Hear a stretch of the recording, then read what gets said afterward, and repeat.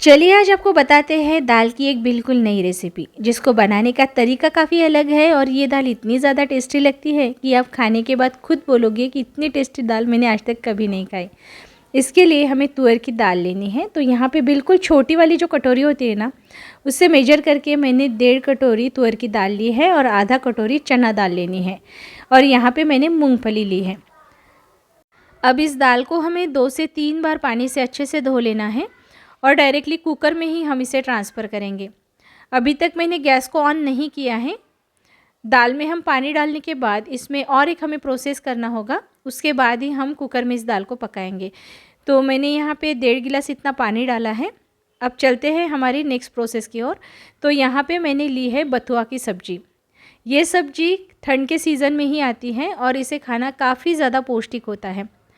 और इस सब्ज़ी को डाल के जब आप दाल बनाओगे ना, तो वो काफ़ी ज़्यादा टेस्टी बन के तैयार होती है। आपने इसके पहले पालक वाली दाल खाई होगी, मेथी वाली दाल भी खाई होगी, लेकिन कभी आपने बथुआ वाली दाल खाई है क्या? मुझे कमेंट करके ज़रूर बताइएगा। अगर नहीं खाई होगी तो एक बार मेरे इस तरीके से बथुआ की दाल ज़रूर बना के देखिएगा, आपको बहुत ज़्यादा पसंद आएगी।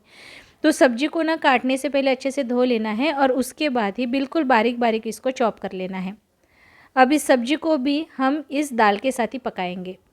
अगर आपको बथुआ की सब्ज़ी नहीं मिलती है तो इस तरीके से आप पालक भी बना सकते हो और मेथी भी बना सकते हो।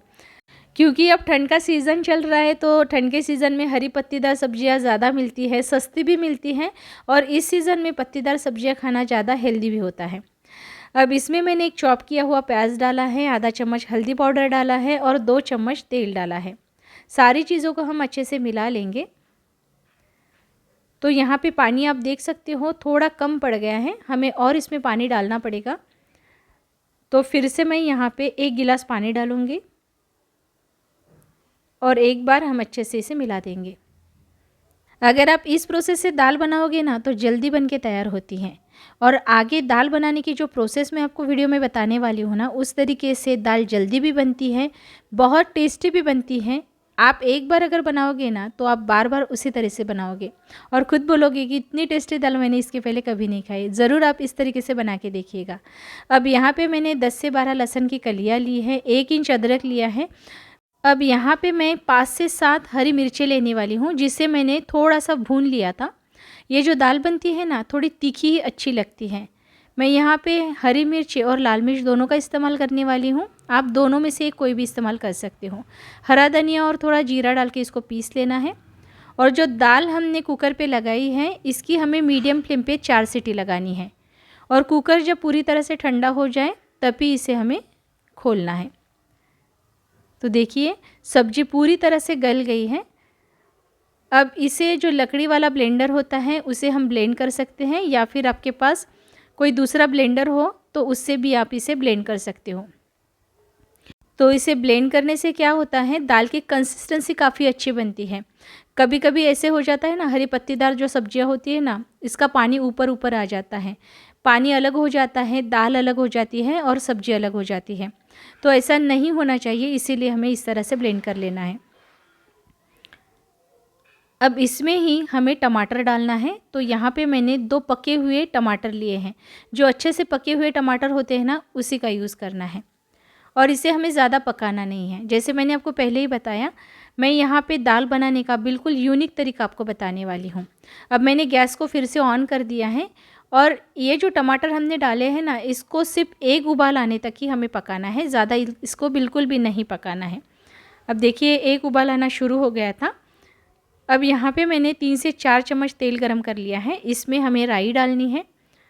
तेल को हमें अच्छे से गरम करना है, इस बात का आपको ध्यान रखना है। आधा चम्मच जीरा डालना है। सूखी वाली लाल मिर्च मैंने 3 डाली है और जो हमने ठेसा बना लिया था ना, वो हमें इसमें डालना है। अब गैस की फ्लेम को बिल्कुल स्लो कर देना है और इसे अच्छे से हम पका लेंगे। आपने ली हुई हरी मिर्च बहुत ज़्यादा तीखी होगी ना, तो इसमें लाल मिर्च पाउडर नहीं डाला तो भी चलेगा, लेकिन कम तीखी वाली मिर्च हो तो इसमें लाल मिर्च पाउडर ज़रूर डालिएगा। इससे जो दाल का रंग है ना, वो भी अच्छा आता है और टेस्ट भी अच्छा आता है। लाल मिर्च पाउडर का जो टेस्ट होता है ना, वो दाल में काफ़ी अच्छा लगता है। मैंने कसूरी मेथी भी डाली है और धनिया का पाउडर भी डाला है। सारी चीज़ों को हम बिल्कुल स्लो फ्लेम पे अच्छे से पका लेंगे। जब तक अच्छी सी खुशबू आना शुरू नहीं होता ना, तब तक हमें इसे अच्छे से पका लेना है। अब इसमें कड़ी पत्ता डालना है। दाल बना रहे होंगे ना, तो ज़रूर से इसमें कड़ी पत्ता डालिएगा, टेस्ट काफ़ी अच्छा आता है। 2 से 3 मिनट के लिए इसे भी हम चला लेंगे। अब ये जो हमारा तड़का बन के तैयार हो गया है ना, ये काफ़ी अलग है और इससे दाल जो है ना बहुत बहुत ज़्यादा टेस्टी बन के तैयार होती है। आपने कभी इसके पहले इस तरह से दाल नहीं बनाई होगी तो आप ज़रूर बना के देखिए। अब ये तड़का मैंने डाल दिया है दाल में और फिर से मैंने गैस को ऑन कर दिया है और इसे अच्छे से हम मिला लेंगे। अभी तक मैंने इसमें नमक नहीं मिलाया है। 1-2 उबाल आने के बाद दाल अगर ज़्यादा गाढ़ी हो जाती है तब इसमें पानी मिलाना है, लेकिन ध्यान रखिएगा गर्म पानी ही मिलाना है। इसमें ठंडा पानी बिल्कुल भी ना डालें, इससे इसका टेस्ट बिगड़ जाता है।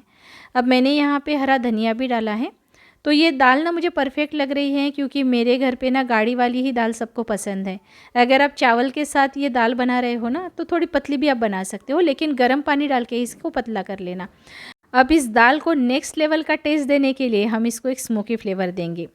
कोयले को जला लेना है, इसके ऊपर घी डाल के 5 मिनट के लिए ढक के रख देना है। तो ये टेस्टी दाल यहाँ पे बनके तैयार हो जाएगी। अब सबसे लास्ट में जैसे मैंने आपको बताया था, हमें नमक मिलाना है।